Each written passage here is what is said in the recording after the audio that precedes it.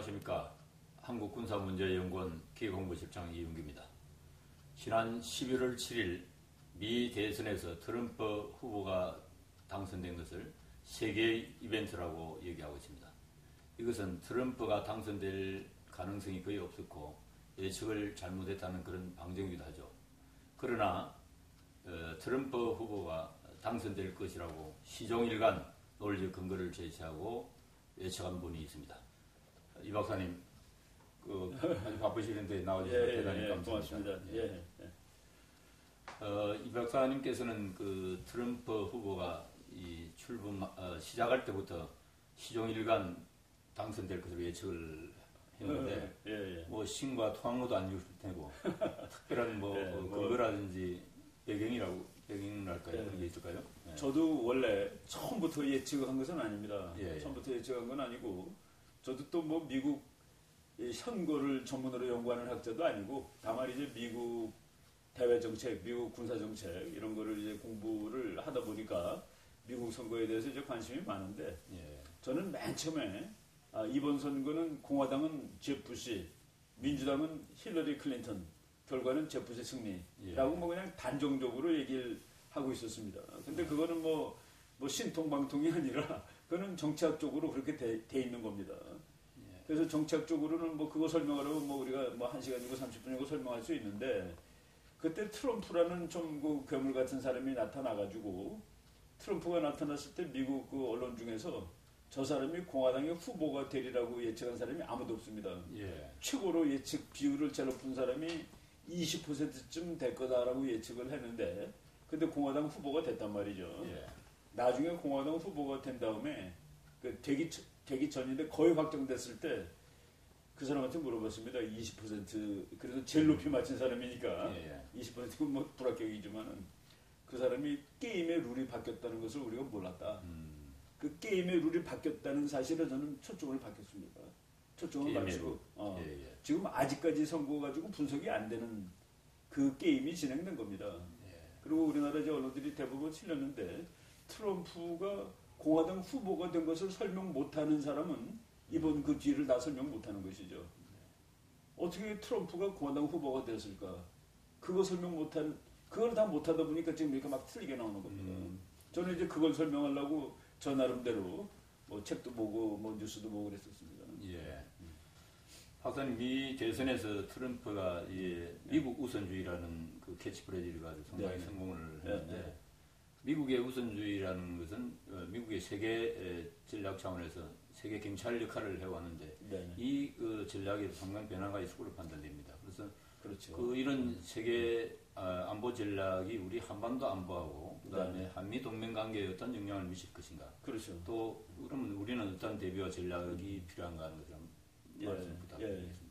미국은 세계의 경찰이다에 동의하는 미국 국민이 28%밖에 안 됩니다. 그래요? 72%가 돌아오자인데 돌아오자 중에 절반은 이제 다 손 띄고 돌아오자고 나머지는 그래도 미국이 돌아오면 안 되고 대신에 돈을 받고 도와주자. 그 돈을 받고 도와주자가 절반. 아예 그 돈 받고 도와주는 건 미국적인 일이 아니야. 그냥 돌아와야 돼가 절반. 그래서 돈 받고 도와주자가 36%. 그냥 돌아오자가 36%. 아니야, 미국은 세계를 지켜야가 28%입니다. 바로 트럼프는 돈 받고 도와주자 36%에 속하는 삶이라고 보시면 됩니다. 그래서 고립은 고립인데 방위비하고 그러니까 방위비다. 이 사람은 이제 외교 정책이 나는 미국을 세계에서 제일 강한 군사력을 가진 나라로 만들겠다. 너무나 강하기 때문에 다른 나라들이 도무지 미국한테 덤벼들 수가 없고 그래서 미국은 군사력을 안 쓰는 그런 나라를 만들겠다. 그러면 군사력을 엄청나게 늘리겠다라고 한 건데 그런 나라가 돌아올 수는 없죠. 그렇죠. 군사력이 많은데 왜 돌아옵니까? 바깥에 있어야지. 그런데 그 돈을 다른 나라들이 대면 주겠다는 그런 얘기죠. 그러니까 그 사업가다운 얘기를 하는 겁니다. 그러니까 미국이 군사력도 다 늘리고 그랬는데 그 노력에 동참해달라는 그런 얘기가 되겠죠. 세계를 함께 지키는 것이 미국 혼자 지키는 건 아니다. 근데 거기서 또 우리가 모르는 거가 오바마가 그 말을 지난 4월 달에 했습니다. 오바마는 아시아를 중요시한 데서 아시아로 오는데 아시아 국가들한테 대해서는 얘기 안 했습니다. 근데 누구한테 얘기했냐면은 영국, 사우디, 독일한테 너네들 그렇게 돈 조금 써갖고서는 우리 친구가 될 수 없어. 그 영국한테는 노골적으로 국방비를 GDP의 2% 이상 쓰지 않으면은 영국은 미국의 친구가 될 수 없어라는 그런 험악한 말까지 했습니다. 그러니까 미국이 그럼 클린턴이 됐으면은 방위비를 안 달랬을까? 아니죠. 달랬죠. 똑같이. 그거는 지나가는 방향입니다. 지는 방향이죠. 그 사람이 선거 과정에 한 얘기를 전부 정책이라고 보시면 안 됩니다. 정책인 용어가 있고 선고 구호가 있습니다. 그러니까 방위비 분담 이것도 그 사람이 정확한 내용을 알고 한 말은 아니에요. 나중에 이제 한국은 돈을 너무 조금 써요라고 얘기했는데 우리 얼마 낸다 그랬더니 그만큼 내는가? 그래도 다 내야지. 이렇게 말이 바뀐 겁니다. 그거 갖고는 안 돼. 하고서 이제 얘기했는데 만약 그 말이 맞는다 치면은 그럼 우리는 얼마를 더 넣으면 되느냐? 1조 원 더 넣으면 됩니다. 그 1조 원이 무지하게 큰 돈인데 근데 그 돈은 우리나라 국방비의 2% 3%에 해당되는 돈입니다. 40조 정도를 국방비로 쓰니까. 그렇죠. 그런데 1조 더 내라고 하는데 그거 안 내고 동맹을 깬다는 건 말이 안 되겠죠. 또 미국도 1조 내는데 안 낸다고 동맹 깨고 가지도 않겠죠. 그래서 그거는 우리가 선거 과정에서 표를 얻기 위한 얘기라고 보는 게 차라리 더 맞습니다. 그리고 그 돈 안 내면 우리는 한국을 떠날 거야. 그리고 한국 핵무장 해도 돼. 근데 어제 그런 말 한 적 없다라고 또 얘기를 했습니다. 그렇죠. 그리고 트럼프가 이제 선거 기간 중에 북한 김정은이 보고 미친 광이다 얘기했고 또 뭐 햄버거 먹으면서 같이 대화도 할 수 있다는 그런 그 두 개가 앞뒤가 틀리잖아요. 그다음 또 북한 핵 문제에 대해서는 중국이 큰 역할을 해가지고 어떤 역할을 해야 된다. 그거 세 마디 한 겁니다. 북한 핵에 관해서. 과연 우리 트럼프 정부가 출범했을 때 북한 문제하고 북한 핵 문제를 어떤 전략으로 아마 접근할까? 그러니까 이제 우리는 어떻게 해야 될지. 그렇죠. 김정은이 미쳤다. 그리고 그 친구 만나고 내가 햄버거라도 먹으면서 얘기할 수는 있겠다. 그리고 이제 중국 얘기하면서 중국이 네가 왜 힘을 안 써? 북한 문제 네가 도와줘야지. 뭐 그 정도 얘기인데 그게 이제 앞뒤가 막 틀리잖아요. 그렇죠. 틀리기 때문에 그걸 이제 이 사람이 정책으로 만들어서 한 얘기는 아니고 미쳤다라는 것이 오히려 진실에 가깝습니다. 그전의 세계관에. 그 미쳤다라는 것은 얘기가 안 된다는 그런 뜻이죠. 얘기가 안 된다는 뜻이고 그리고 아무리 북한이라도 햄버거를 먹겠다고 그런 건 지도자로서 무시한 겁니다. 그 의미가 그런 친구는 내가 무슨 뭐 스테이트 디너할 상대도 안 돼. 그런 의미가 있는 것이 그건 비하한 겁니다. 사실은. 그런데 그 대통령에 당선된 다음에 북한에 관해서 비교적 좀 그러니까 심각한 분석을 누가 했냐면은 크리스토퍼 힐 대사가 했습니다.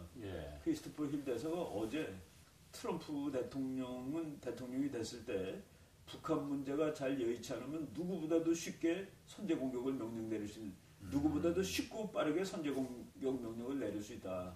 그러니까 훨씬 더 강경할 거다는 그런 얘기를 한 겁니다. 우리가 그 오바마 대통령에 대해서는 그 사람은 괜찮았다 했는데 북한 문제는 그 사람이 해결한 게 뭐 있습니까? 오바마 대통령 취임했을 8년 전하고 지금 우리가 훨씬 어려운 상황이거든요. 또 오히려 전략적 인내라는 그런 것 때문에 그래서 북한은 시간만 주었던 그런 북한은 핵이 완성이 됐단 말이죠. 이제 거의. 그래서 우리나라 사람들이 그걸 조금 오바마가 있을 땐 안심이고 트럼프가 될 땐 걱정이다 그러는데 오바마도 우리를 안심스럽게 하는 행동은 사실은 없어요. 북한 핵을 다 병을 키워놓은 거죠. 그래서 그런 면에서 우리가 좀 냉혹하게 생각할 줄 알아야 되겠다라는 겁니다. 많은 사람들이 이제 무서운 세상에 대한 했는데 아니죠. 사실 무서운 거는 북한이 지금 점점 더 무서워진 것이죠. 오바마 대통령 8년 동안. 박사님 그러면 우리 지금 대내적으로는 트럼프 정권이 출범을 하게 되고 또 대내적으로도 상당한 여러 가지 국가 위기 정도 이렇게 되는데 그렇죠. 이럴 때 우리 안보 차원에서 우리 국민들이나 정부에서 해야 할 그런 자세라든지 이런 걸 어떻게 일단은 이제 국가 안보라는 것이 자기한테 오는 위협을 줄이는 행위. 그러니까 위협을 줄이기 위해서는 외교를 하는 것이죠. 그렇죠. 그리고 그다음 또 다른 방법은 나의 힘을 늘리는 겁니다. 내 힘을 늘리면 큰 위협에 상대할 수 있으니까 그게 두 가지로 나타나는데 하나는 자주국방, 내 힘을 일단 늘리고 하나는 동맹. 근데 지금 어느 나라도 자기 힘으로 안보를 100% 못하는데 우리나라는 미국이라는 엄청나게 소중한 동맹이 있는 것이죠. 그래서 지금 우리나라 저는 선거하는 과정 동안에 우리나라 언론이 조금 너무 좀 이상하게 한다라고 생각한 거가 후보한 사람을 적으로 치더라고요. 누가 이길지도 모르는데 한 사람이 적이 되면 어떡합니까? 그거는 보도하면 되는 겁니다.